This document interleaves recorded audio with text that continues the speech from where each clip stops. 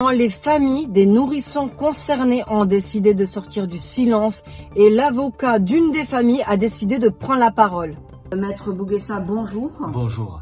Vous êtes l'avocat de 6 familles concernées par ce scandale. Tout d'abord, que pouvez-vous me dire sur cette affaire?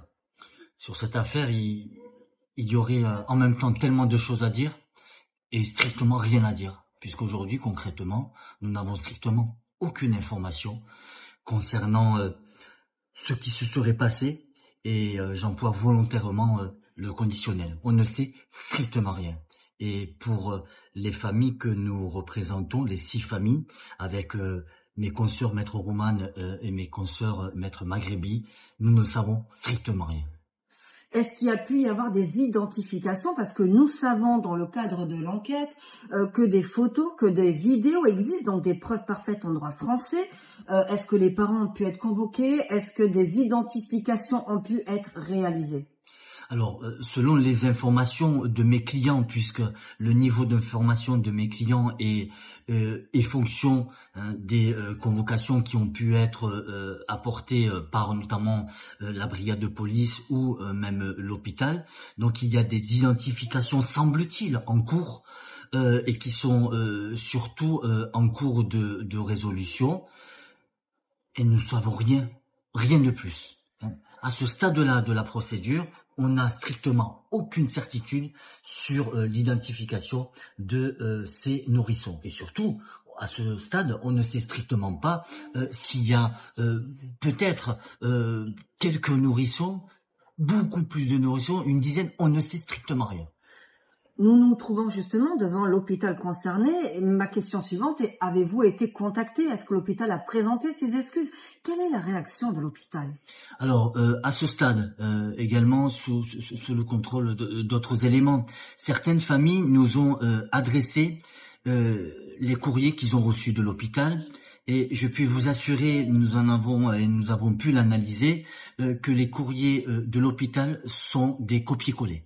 Très clairement, ce sont des courriers qui se ressemblent à la virgule près. Puisque les réponses que nous avons eues, les seules réponses que j'ai eues, c'est que nous avions prévu avec 3 familles de nous rendre à l'hôpital. Aujourd'hui, nous sommes dans l'attente d'un rendez-vous avec l'hôpital. Il semblerait, encore une fois, sans aucune certitude, que certains parents ont été convoqués à l'hôpital dès lundi, alors que nous avions d'ores et déjà demandé des rendez-vous avec l'hôpital ce lundi, ce qui nous a été refusé. Donc aujourd'hui, nous prenons nos dispositions avec l'ensemble des familles pour savoir si nous nous rendons à l'hôpital et surtout quel jour, puisque bien évidemment, nous représentons des familles qui ont des enfants, qui ont des activités professionnelles notamment, et surtout qui sont dans un état psychologique particulièrement dégradé. Et ça aujourd'hui, c'est simplement inadmissible. Les 2 présumés innocents pour l'instant, puisque la décision n'a pas été prise, ont été remis en liberté conditionnelle. La population est en colère, les familles sont en colère. Personne ne comprend cette décision. Même M. Darmanin a essayé d'intervenir.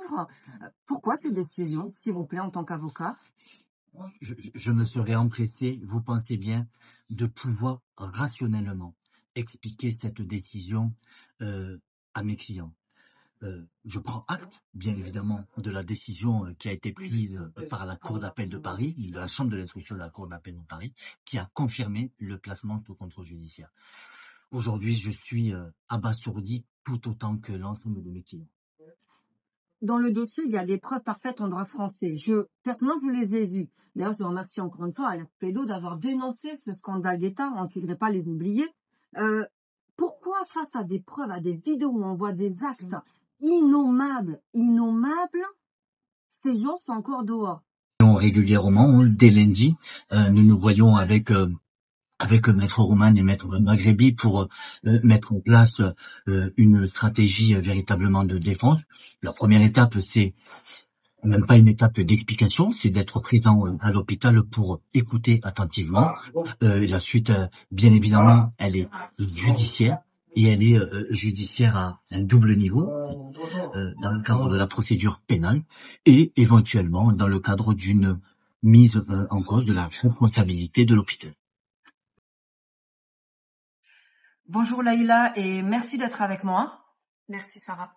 Tu es l'une des mamans des nourrissons du scandale de Montreuil. Je voudrais déjà commencer par te poser la question, comment tu te sens? Je suis très en colère. Je suis vraiment pas bien du tout.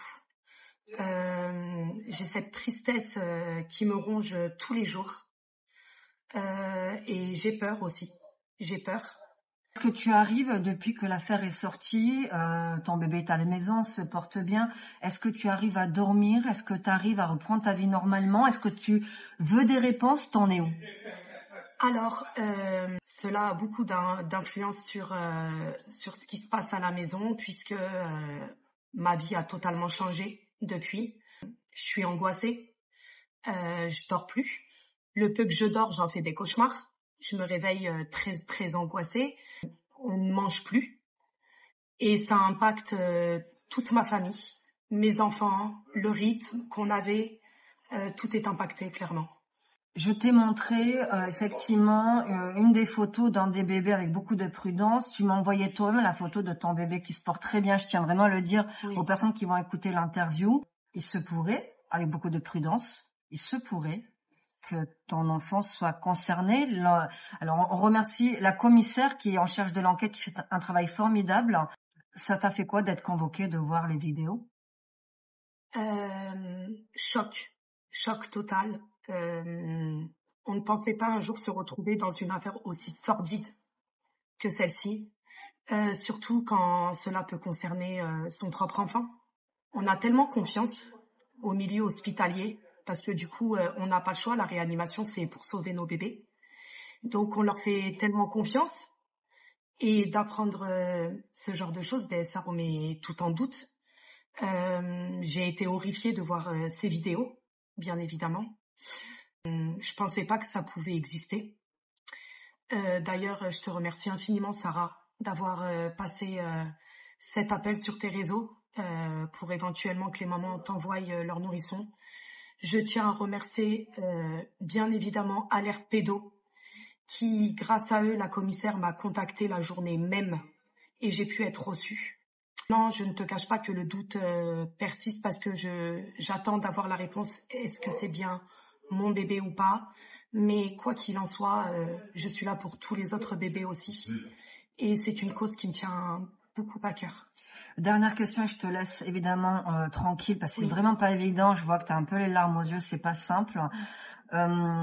Les deux présumés innocents pour l'instant ont été remis en liberté conditionnelle. Monsieur Darmanin est rentré dans cette affaire.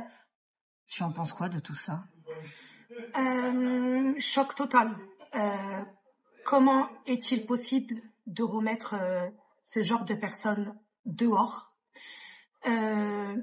soi-disant qu'ils ne vont pas bien, soi-disant... Et nous, les parents, est-ce qu'on va bien? Est-ce qu'on dort? Est-ce qu'on mange? Est-ce que psychologiquement, on n'est pas atteint? Enfin, c'est juste pas possible. Monsieur Darmanin, si vous prenez connaissance de cette vidéo, c'est un appel à l'aide. Toutes les mamans, on est un groupe et on se soutient les uns les autres pour le moment, mais s'il vous plaît, Monsieur Darmanin, aidez-nous, faites quelque chose.